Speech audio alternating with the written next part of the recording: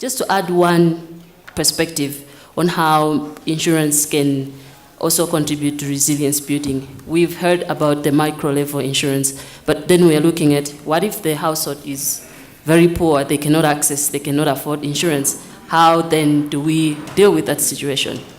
Most of the times in that case, then it calls upon the government to come in and support the people. But then you realize that in most cases, maybe also insurance is not the answer to that situation.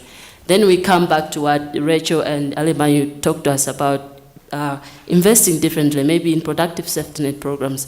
That will help the households to start accumulating assets. Once the households start accumulating assets, we're looking at a means of them developing resilience to be able to withstand shocks that are smaller and minor without requiring external assistance, either from government or from humanitarian agencies.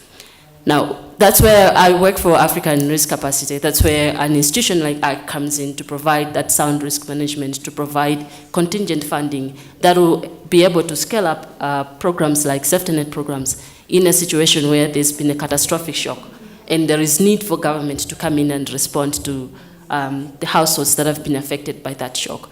So we are looking at that as an additional aspect of how do we build resilience at the local level, and at the national level we are building that resilience for the government to be able to deal with the shocks itself without calling for an appeal, calling for an emergency response appeal from our humanitarian support.